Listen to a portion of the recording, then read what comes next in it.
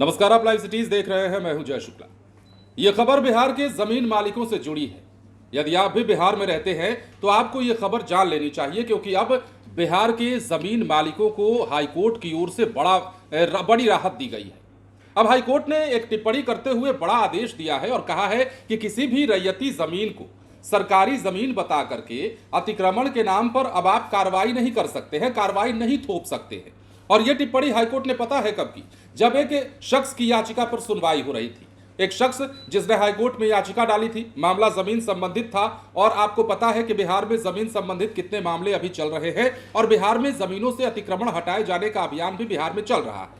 लेकिन ऐसे में हाईकोर्ट की यह टिप्पणी बेहद अहम मानी जा रही है और कहा जा रहा है कि हाईकोर्ट की इस टिप्पणी के बाद या हाईकोर्ट के इस आदेश के बाद बिहार के जमीन मालिकों को बहुत ज्यादा राहत मिलने वाली है, क्योंकि कई दफे कई शिकायतें हमारे सामने आ चुकी है। अब सरकार जो अतिक्रमण अभियान चला रही है, उस अभियान को ही अगर आधार बनाकर हम बात करें तो कई लोगों की ये शिकायतें रही हैं कि सरकार जमीनों का अवलोकन ठीक से नहीं कर रही है और किसी भी जमीन को जो है वो सरकारी बता करके अतिक्रमण का बुलडोजर उस पर चलवा दिया जा रहा है। ऐसे आरोप लगाए जा रहे हैं, हम इसकी पुष्टि नहीं करते। लेकिन अब आपको हम हाईकोर्ट की वो दलील बताते हैं जिस दलील में हाईकोर्ट ने कई बड़ी बातें कही हैं और इससे साफ हो चुका है कि अब जमीन मालिकों को बड़ी राहत मिलेगी, क्योंकि अब अतिक्रमण के नाम पर कुछ भी नहीं किया जाएगा, मतलब मनमानी नहीं चलेगी। अब समझिएगा जरा कैसे ये सब कुछ हुआ है और क्यों कहा है हाईकोर्ट ने इस तरह सी बातें।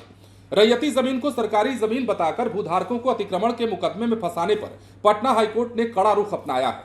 न्यायाधीश राजकुमार की एकल पीठ ने स्पष्ट किया कि अतिक्रमण की शिकायत मिलते ही कलेक्टर या फिर अंचल अधिकारी बिना राजस्व अभिलेखों की गहन जांच किए संबंधित भूधारक को नोटिस जारी नहीं कर सकते। पहले जमाबंदी, खतियान, रजिस्टर 2 और जमीन से जुड़े अन्य दस्तावेजों का मिलान कर यह तय करना होगा कि जमीन वास्तव में सार्वजनिक है या फिर रैयती है। अशरफी यादव की याचिका को मंजूर करते हुए हाईकोर्ट ने मधुबनी के अंचल अधिकारी और कलेक्टर के अतिक्रमण संबंधित आदेश को निरस्त कर दिया है, मतलब इन्हें भी बड़ी राहत दे दी है। मामला वही था। अतिक्रमण के नाम पर उनका आरोप था कि हमारी जमीन पर बुलडोजर चला दिया गया, अतिक्रमण के नाम पर हम मुकदमा ठोक दिया गया, हमें कानूनी कार्रवाई की जद में ला दिया गया। और इस कानूनी कार्रवाई की जद में आने के बाद जो शख्स है, जो याचिका करता है, उन्होंने हाईकोर्ट का दरवाजा खटखटाया था और उसके बाद ये सुनवाई और अब ये आदेश। समझिएगा, कोर्ट ने कहा है कि बिहार लोक भूमि अतिक्रमण अधिनियम 1956 केवल सार्वजनिक जमीन पर लागू होता है। लंबे समय से चली आ रही जमाबंदी और पुराने बंदोबस्त को महज राजस्व रिपोर्ट के आधार पर अतिक्रमण की कार्रवाई के जरिए समाप्त नहीं किया जा सकता। ऐसे मामलों में राज्य को सक्षम सिविल कोर्ट में जाकर जमाबंदी या फिर बंदोबस्त रद्द कराने की कार्रवाई करनी होगी। अब देखिए, हाईकोर्ट द्वारा जारी दिशा निर्देश में क्या क्या कहा गया है, हम आपको नंबर वाइज बताते हैं। नंबर 1, शिकायत की प्रारंभिक जांच कर रही अतिक्रमण की कार्रवाई शुरू करें। मतलब शिकायत की प्रारंभिक जांच करने के बाद ही अतिक्रमण की कार्रवाई शुरू हो, ऐसा सुनिश्चित करने को हाईकोर्ट ने कहा है। नंबर 2 बात करें तो 2 सप्ताह का समय देकर नोटिस जारी किया जाए। नंबर 3, संबंधित पक्ष को जवाब और साक्ष्य पेश करने का पूरा मौका दिया जाए। नंबर 4, कलेक्टर, सीओ साक्ष्यों और राजस्व अभिलेखों की जांच करें। नंबर 5, जमाबंदी, खतियान और रजिस्टर 2 अनिवार्य रूप से देखें। और नंबर 6, कोर्ट के डिक्री, टाइटल, संबंधित आदेश और पुराने बंदोबस्त की भी जांच होनी चाहिए। नंबर 7, हाईकोर्ट की टिप्पणी, लंबे समय की जमाबंदी दस्तावेजों से समर्थित हो तो उसे बोनाफाइड विवाद मानना होगा। नंबर 8, ऐसे विवाद में राज्य को सिविल कोर्ट में जमाबंदी बंदोबस्त रद्द कराने जाना होगा। नंबर 9, जमीन पर अधिकार का कोई दस्तावेज न देने वाले व्यक्ति को अपने दावे का अधिकार सिविल कोर्ट से साबित करना होगा। नंबर 10, फर्जी या फिर दुर्भावनापूर्ण शिकायत पाए जाने पर शिकायतकर्ता के खिलाफ बीएनएस की धारा 248 में कार्रवाई हो, यह भी सुनिश्चित करने को हाईकोर्ट ने कहा है।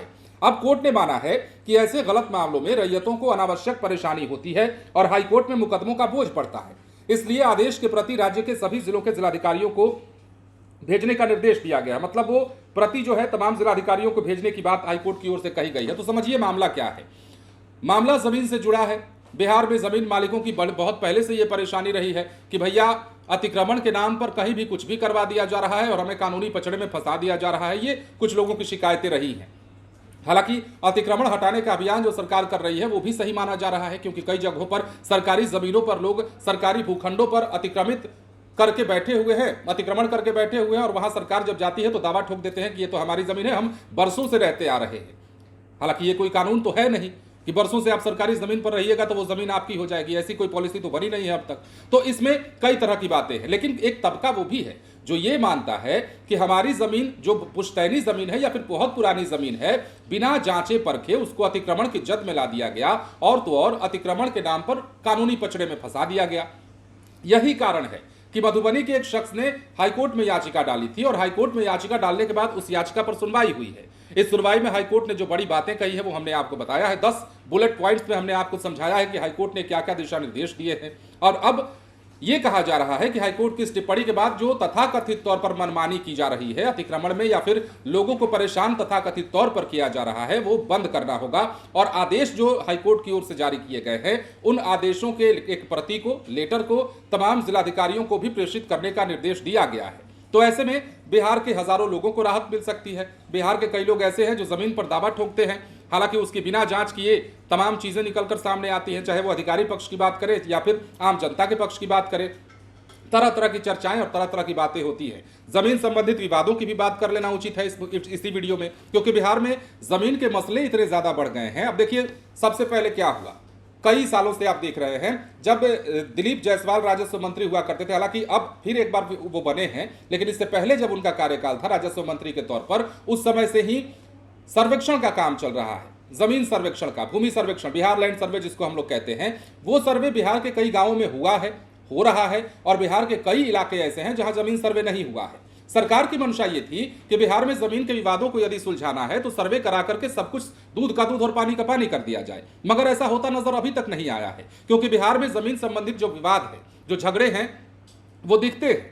कई सारी तस्वीरें हमने आपको दिखाई हैं, कई सारे वीडियोस हमने आपको दिखाए हैं।